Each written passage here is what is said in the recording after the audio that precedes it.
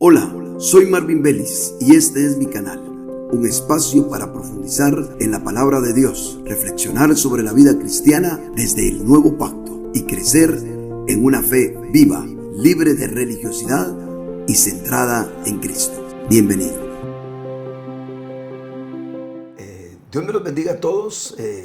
Nos da mucho gusto estar una vez más en un programa de Leo Vélez. Esperamos que esté siendo de bendición para su vida en el Señor, lo que estamos compartiendo a través de este canal.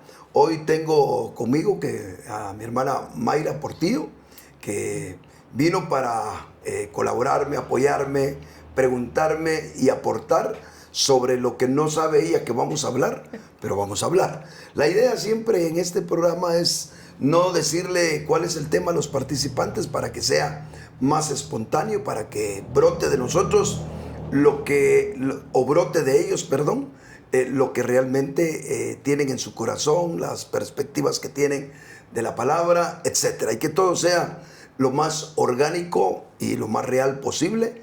Eso es lo que pretendemos en este canal. Mi hermana, ¿podría saludar a toda la audiencia? Buenos días, buenas tardes o buenas noches. Que el Señor me los bendiga y espero que sea de bendición. Bueno, estoy segura que esto está siendo de bendición a muchos.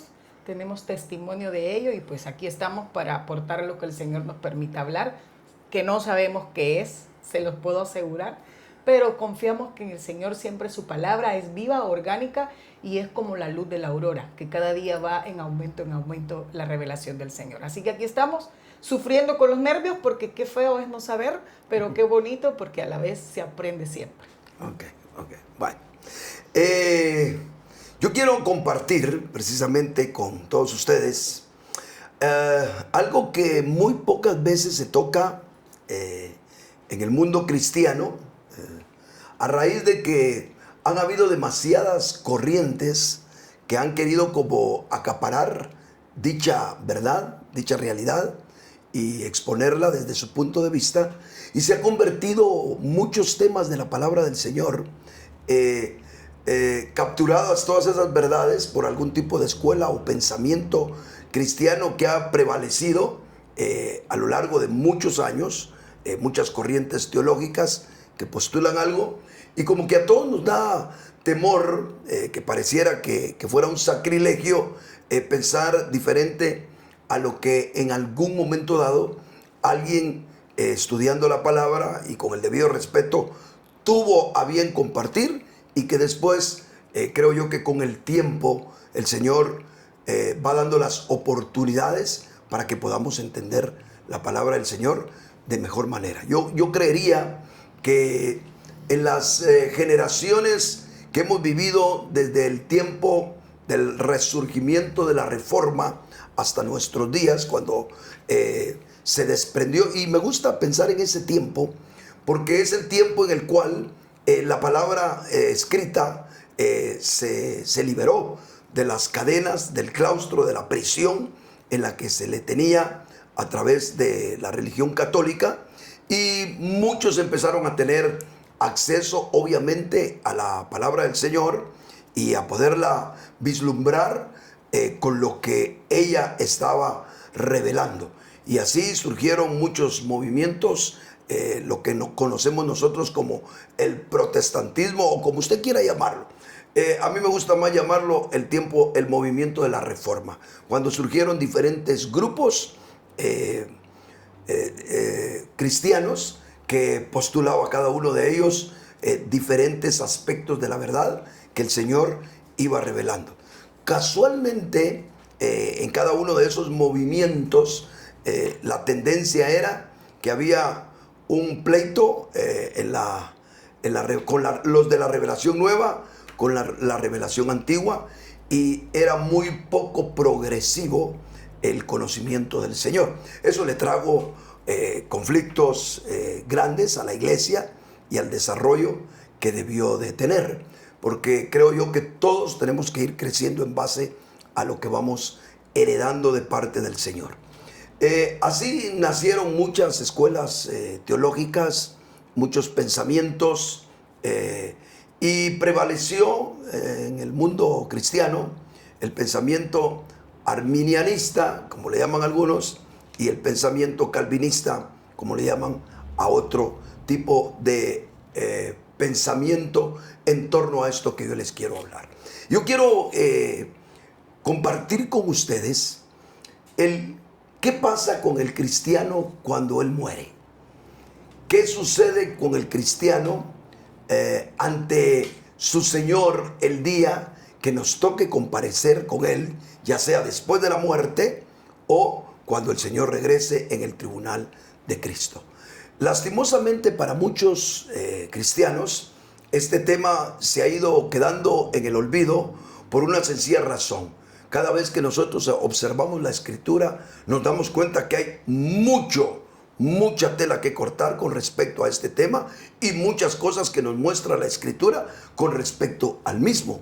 Es decir, que tenemos el conflicto en que cuando nosotros pensamos que vamos a morir y qué será de nosotros después de la muerte, nos encantaría a todos decir: se terminó nuestra labor, se terminaron nuestras penas y nos tenemos que encontrar con el descanso eterno, ¿verdad? De hecho, hay una frase por ahí que algunas personas en la religión dicen, ¿verdad? Concédele el descanso eterno. Bueno, sería maravilloso si pensamos nosotros que al morir las cosas simple y sencillamente nos pasan, creímos en Cristo, nos pasan al cielo y estamos conociendo un montón de ángeles tocando arpas y nosotros metidos entre ellos disfrutando de la presencia del Señor eternamente. Si así fuera el asunto y pudiéramos resumir nuestra vida después de la muerte de esa forma, yo diría que no tenemos mucho de qué hablar.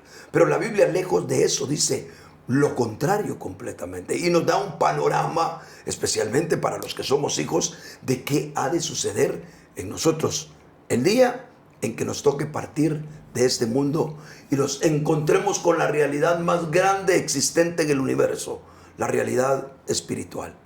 Cuando nos encontremos nosotros en ese momento en el cual ningún ser humano tiene el testimonio que no existe la vida después de la muerte, y mucho menos nosotros los cristianos que lleguemos a dichas conclusiones, sería el desastre más grande del mundo, porque nuestro Señor, a quien promulgamos y a quien predicamos, la base de todo el evangelio está en que Él resucitó de los muertos. Amén. Así que a todos nos tocará resucitar de entre los muertos, a todos nos toca tener una existencia fuera del cuerpo después de la muerte, nos guste o no nos guste. Inmediatamente nosotros morimos, lo que hacemos es desconectarnos de este sistema de cosas, de esta vida natural, pero seguimos existiendo en otro plano. La pregunta es, ¿cómo? ¿Qué nos toca a nosotros vivir en esa dimensión nueva, descarnada que tendremos por un tiempo? Y después, ¿qué será de nosotros cuando nuestro Señor Jesucristo venga y el Padre decida que termina la era presente, la era de la iglesia, y viene el tribunal de Cristo y entra el siglo venidero? ¿Qué nos dice la Biblia al respecto? Por supuesto que si vamos a tocar bastante de esto, tendríamos muchos programas para hablar. Sí. Y yo quisiera solo como tocar la punta del iceberg, tocar un pequeño detalle que nos haga a nosotros pensar y reflexionar que la situación es mucho más seria de lo que nosotros nos imaginamos. Eso me gustaría lograr en este programa, dependiendo de qué tanto interés tenga la audiencia y de qué tanto percibamos en el Señor que se tiene el interés de poder seguir abordando esto, pues téngalo por seguro que lo vamos a hacer. Para mí es un tema súper interesante. Me encanta hablar sobre los tiempos del fin, no desde el punto de vista de qué está haciendo Donald Trump. No es eso lo que voy a hablar nunca aquí, ni de lo que está pasando en el Medio Oriente, ni nada de eso. Pero me encanta hablar del fin a la luz de la Escritura, de qué el Señor está planificando, qué el Señor está desarrollando para que su plan eterno se lleve a cabo y la voluntad perfecta de Él se realice un día sobre la tierra. Porque en la tierra será vista la gloria del Señor y será llena de su gloria como las aguas cubren el mar, dice Amén. por ahí una parte de la Escritura. Amén. Así que, entrando en materia, me gustaría leer dos versículos para poner la cosa al rojo vivo, ¿verdad?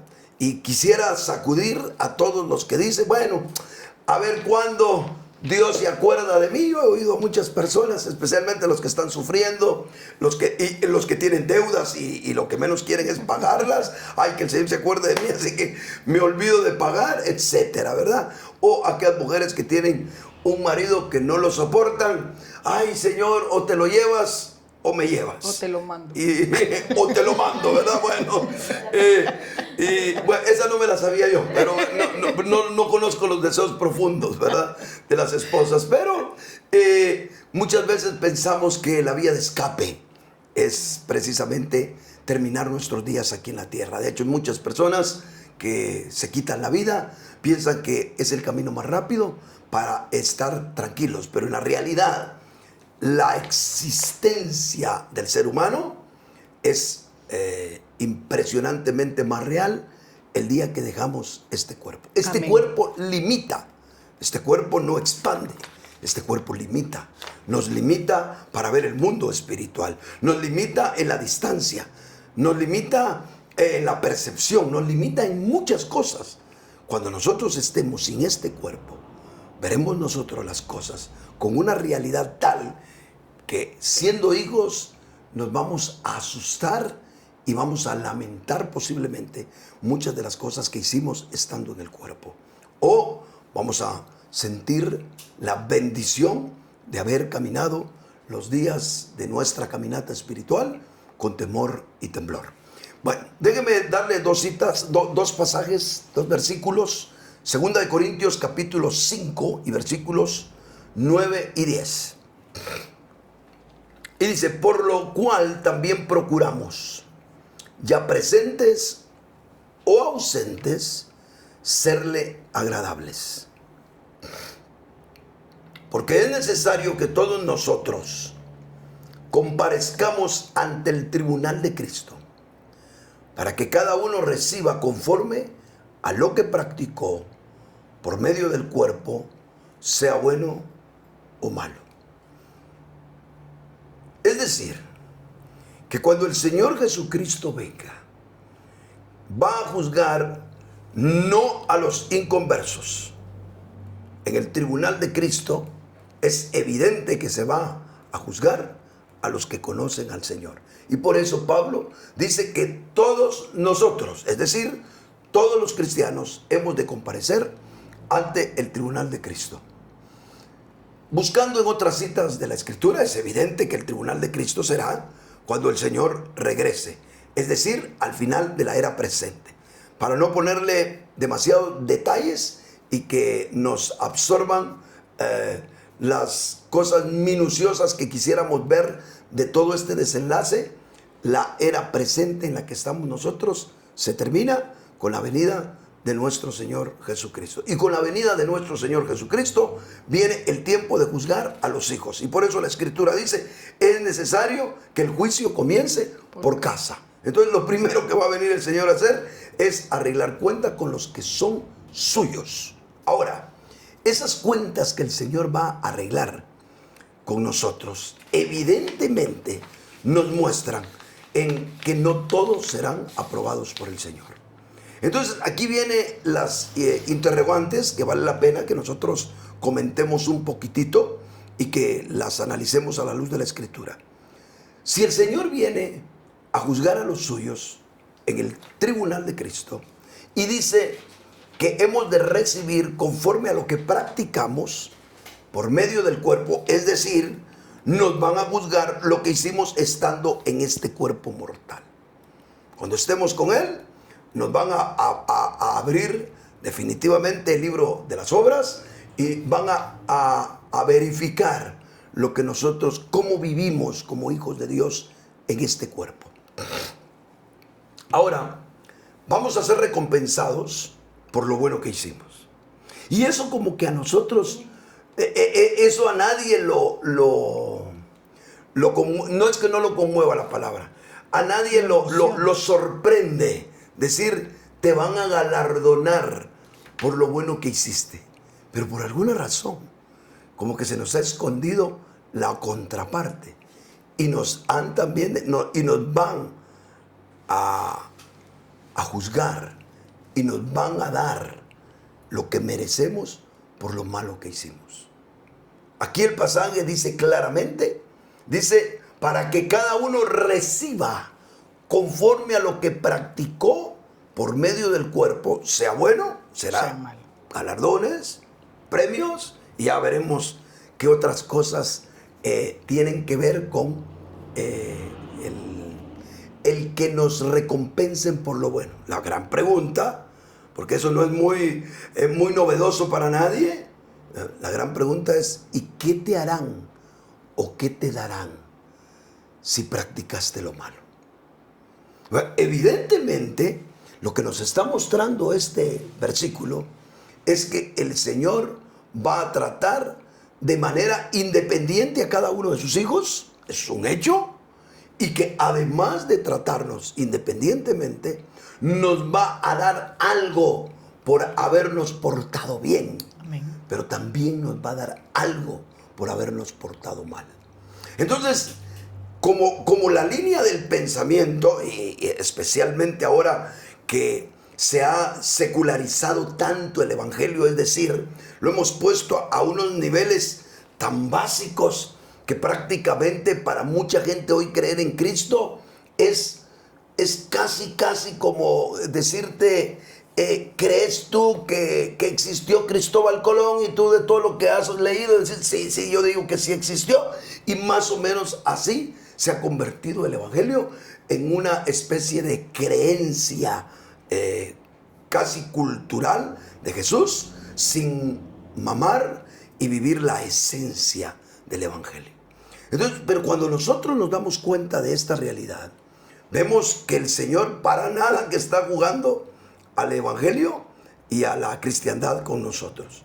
Es decir, cuando terminen todas las cosas, si el Señor dijo que nosotros teníamos que vivir piadosamente, si nos dijo que teníamos que vivir en santidad, si nos dijo que teníamos que hacerle bien al prójimo, si nos dijo que teníamos que vivir en una calidad de vida como lo demanda toda la Escritura, como lo pide el Señor Jesucristo, como lo piden los apóstoles del Señor a lo largo y ancho de todo el Nuevo Testamento. Si nos pide eso y nos dice que vamos a ser galardonados por haber vivido piadosamente, es absurdo y ridículo no pensar que si no vivimos así, algo adverso nos ha de pasar.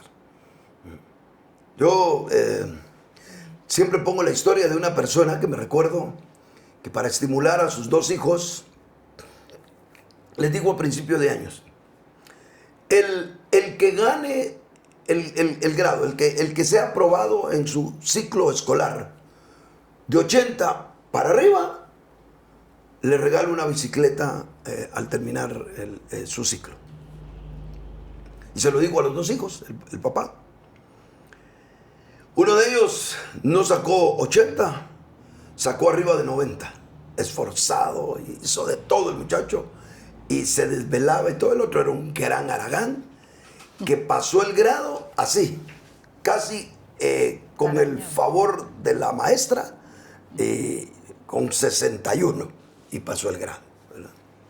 Entonces viene el que se esforzó y delante de su hermano le dice al papá, papá, yo espero mi bicicleta porque tuve notas arriba de 90. Y entonces él le digo, sí, hijo, te voy a dar tu bicicleta. Y tú que sacaste 61, pero también te voy a dar tu bicicleta. Y el muchacho que se había esforzado se vio conmovido, frustrado, pero algo más, ¿verdad? Dejó de creerle a su padre, ¿no? Porque era incorrecto lo que estaba haciendo papá. Nosotros pensamos que Dios va a ser así, ¿no? No sé por qué se nos mete la idea, es que Él es misericordioso, es que la que... Será cualquier cosa el Señor en bondad y misericordia, menos mentiroso. Amén. Y dejará de ser justo el Señor si Él no castiga la vida indolente que muchos cristianos pretenden vivir hoy en día. Vivir para Dios, vivir como Dios quiere, no es una opción, es una necesidad para ser aprobados por Dios y recibir galardón en lugar de, y ahí es de lo interesante que tendríamos nosotros que hablar. Nota usted que hay un mundo grandísimo por hablar de qué pasará entonces si yo no vivo conforme lo que Dios quiere para mi vida. Déjenme ir cerrando la exposición. No sé cuánto tiempo llevo porque hoy sí me perdí completamente. 20 minutos. Ok, déjenme ir cerrando la exposición porque quiero intercambiar opiniones. Mayra ha sido una discípula de mi persona desde que estaba joven, imagínense ustedes. La conocí soltera, jovencita de 16 años más o menos, hasta el día de hoy. Imagínense cuántos años tengo de conocerla. Muchos años. Pero ha escuchado muchas cosas de las que yo he compartido y pues me gustaría oírle qué opiniones, qué perspectiva tiene acerca de esto, qué preguntas me puede hacer y qué puede aportar. Entonces yo quiero terminar con esto. ¿Qué será de mi vida? Yo quisiera que usted se lo preguntara. Porque más allá de todo lo que vamos a exponer, esta verdad en sí misma no requiere más cosas. Bueno, sí requiere entender. Pero para uno verse conmovido por Dios, pues no requiere más que lo que estamos viendo. ¿Verdad? Que no puede el Señor aplaudirnos, ni tampoco va a ser como era mi mamá cuando me quería pegar a mí o a mi hermana. Mi papá nos daba que hasta nos dejaba marcado en la espalda los hinchazos que nos daba. Pero cuando mi mamá a veces nos quería pegar, agarraba un sartén. Imagínate, usted no agarraba el cincho, agarraba un sartén. Y los acorralaba. Me recuerdo yo que una vez acorraló a mi hermana debajo de la pila. Y le digo, te voy a disciplinar. Y mi hermana con la cabeza agachada, ¡pling!, le hacía la cabeza. Porque sos una malcriada que ay, ¡pling!, le daba otro. Y de repente mi hermana se empezó a reír. Porque no pensaba que mi mamá, tanto escándalo para darle unos toquecitos, como que era bebé. No piense que Dios va a ser así. Por alguna razón encontramos pasajes que dice, hablando a los cristianos, horrenda cosa Amén. es caer en manos del Dios vivo.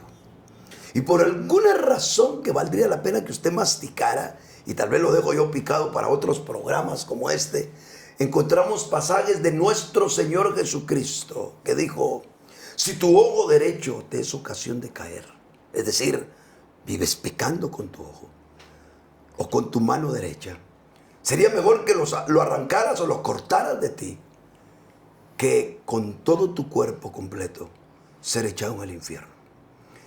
¿Qué implicará? Podríamos hablar en otros momentos, en otro programa, sobre todo lo que implica ser hallado falto con el Señor, ser reprobado por el Señor.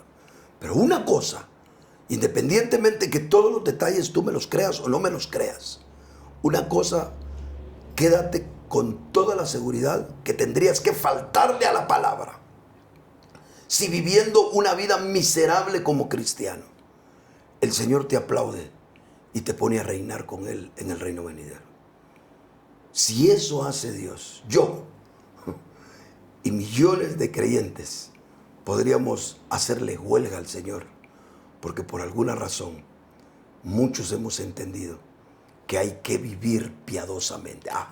Que no lo logremos, que no seamos así, es una cosa, pero que estamos conscientes que el Señor aprobará a unos y reprobará a otros, galardonará a unos y castigará a otros.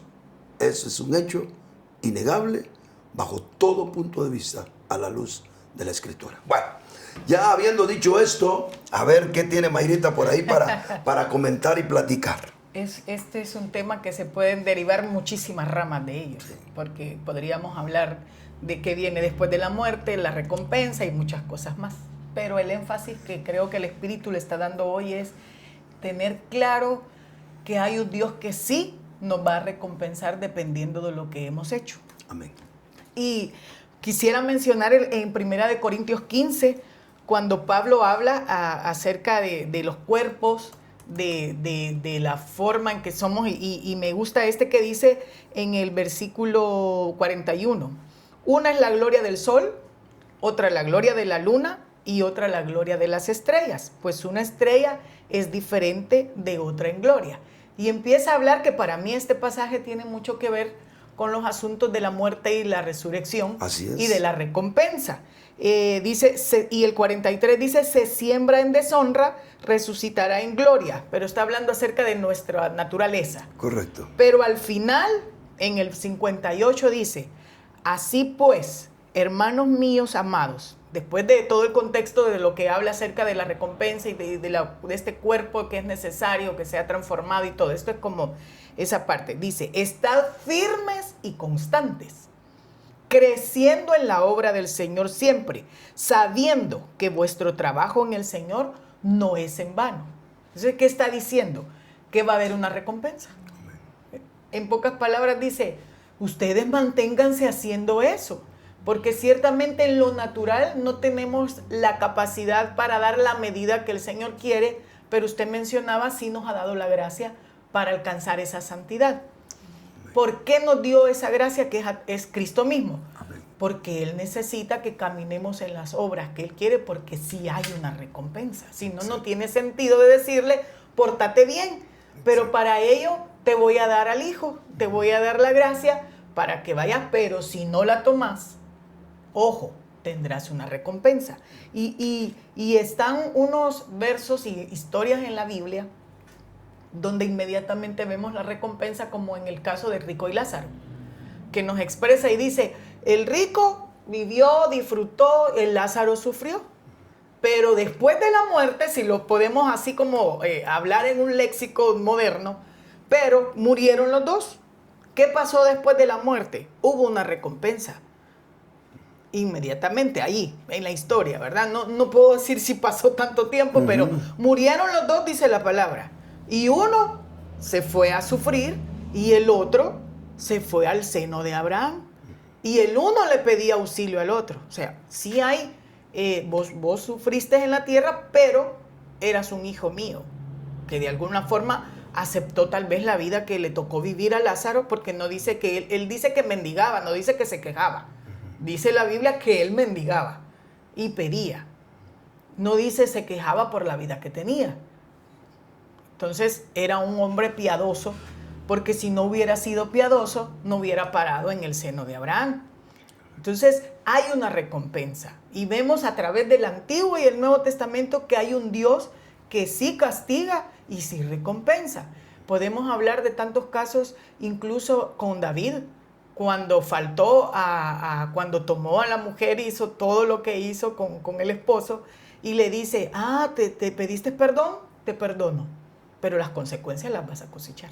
Correcto. O sea, la espada no se apartará, y empieza a decir todo lo que iba a vivir a raíz de ¿qué? De haber hecho ese pecado. Entonces, sí, si queremos dejar por sentado que hay un Dios que es justo, y que, como dice usted, lleno de misericordia, y para mí que la misericordia, la bondad y todo eso es para este tiempo. Pero cuando llega el tiempo de decir, bueno, hoy llega el tiempo de hacer cuentas, creo que ahí el Señor sí tendrá que recompensarnos a cada uno, como dice ese verso, según nuestras obras. Pero si podemos dejar para iniciar que nos quede claro de que hay un Dios que sí recompensa conforme a lo que hayamos hecho, incluso en esta vida, cuanto más en la venidera. Correcto.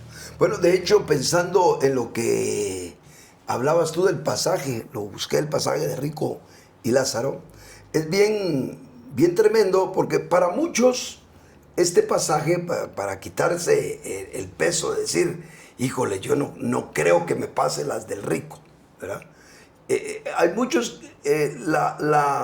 la tendencia de muchos es, yo no quiero que me pase lo del rico cuando muera, y no quiero vivir lo de Lázaro en vida. ¡Ah, qué bonito!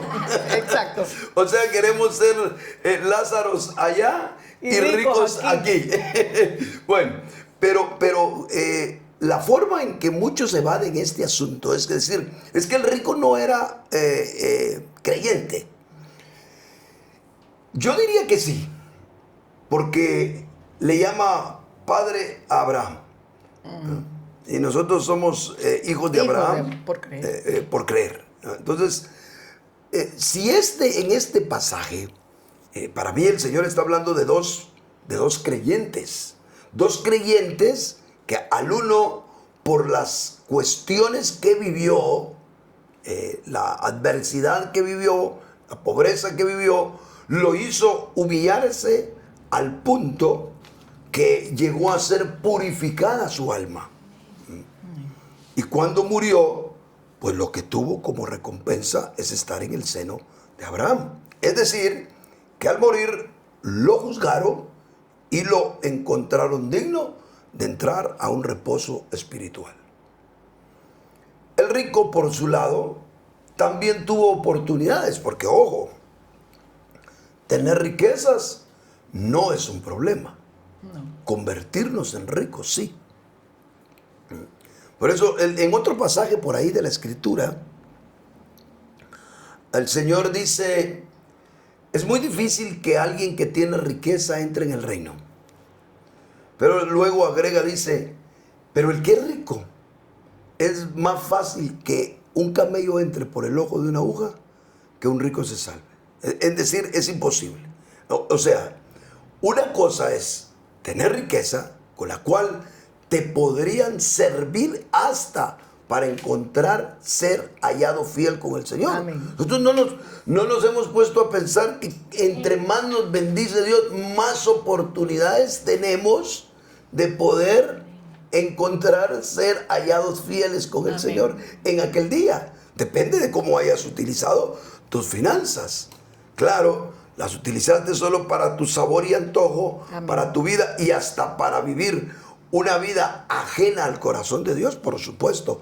Las riquezas son como el cuchillo del carnicero.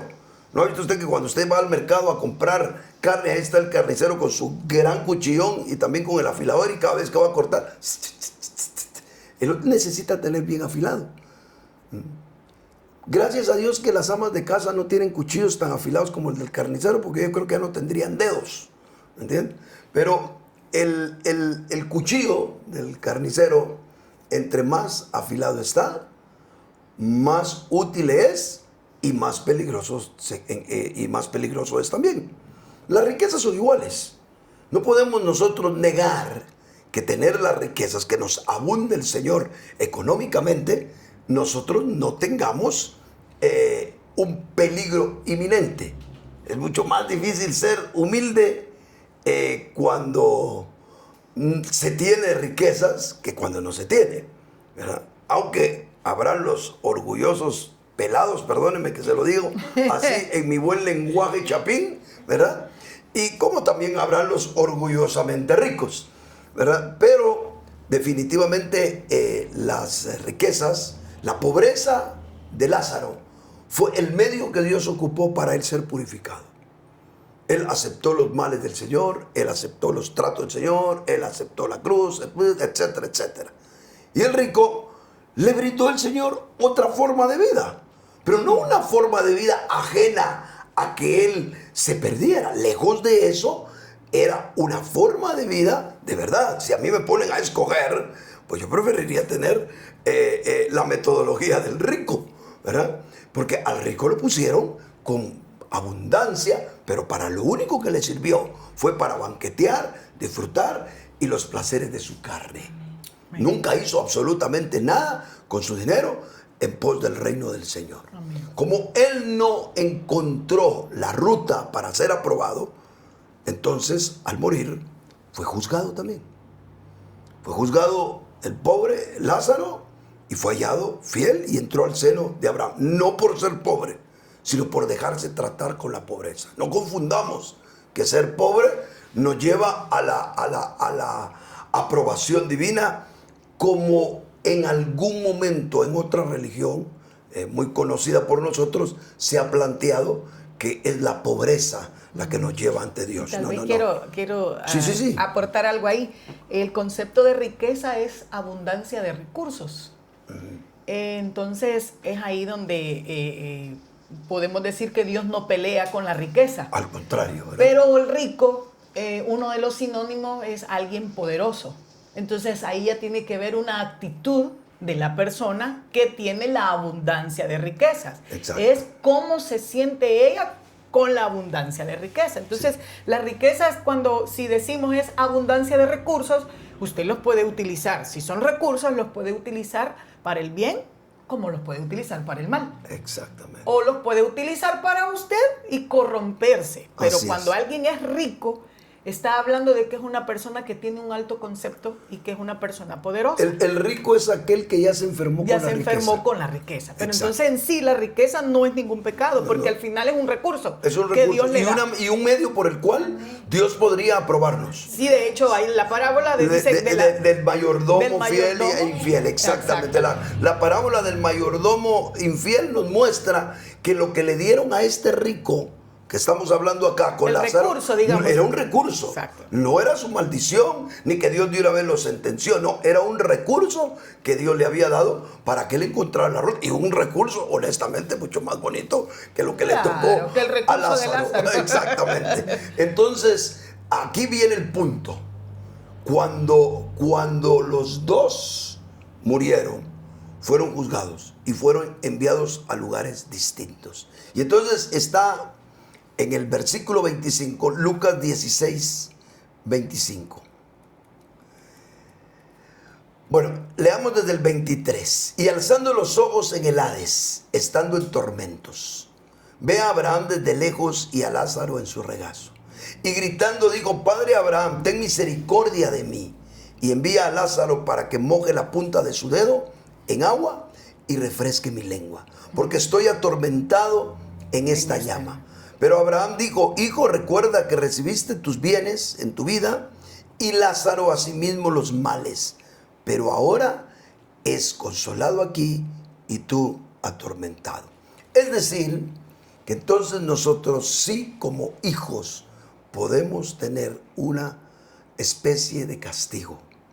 Y eso es lo que yo quisiera hoy dejar con usted. Amén. Más allá de todo lo que de verdad podemos ampliarlo de una manera linda, ¿verdad? Sí. Me come por hablar muchas cosas, pero estoy consciente de que no podemos hacer muy largo el programa. Ya habrán otros momentos, pero quedarnos con esa conciencia que antes del reposo eterno, y aquí es donde nosotros no debemos de confundir, lo que viene después de esta era presente no es la eternidad.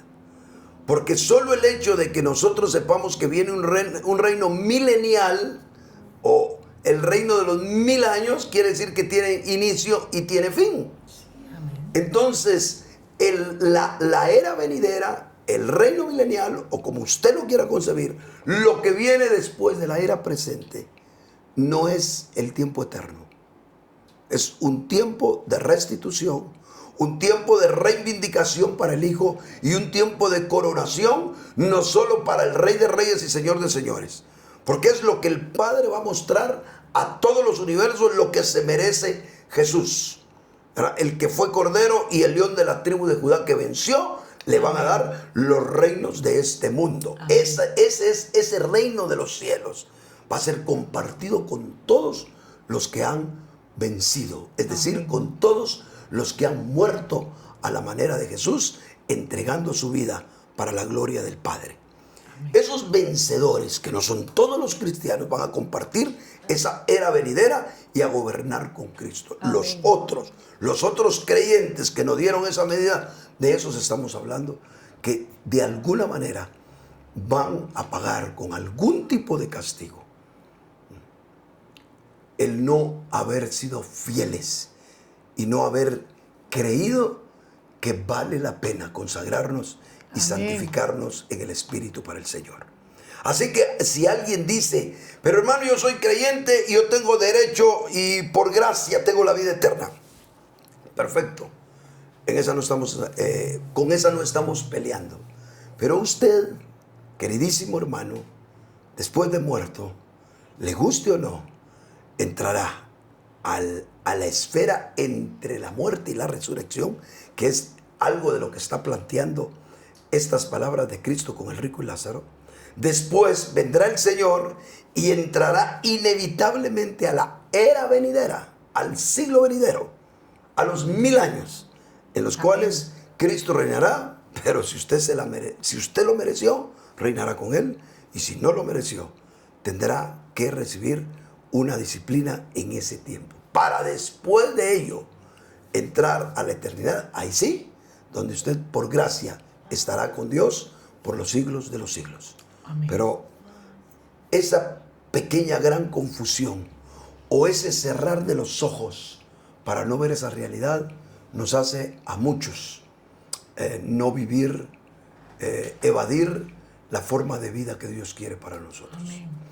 Bueno, algo más, mi hermana Mayra, para ir terminando. Amén. No, solo recordaba ese verso cuando Pedro le preguntó al Señor, ¿verdad?, qué iba a hacer de ellos que habían dejado todo. Hablando de ese Dios que sí recompensaba. Y le dijo, pues, 100 veces más.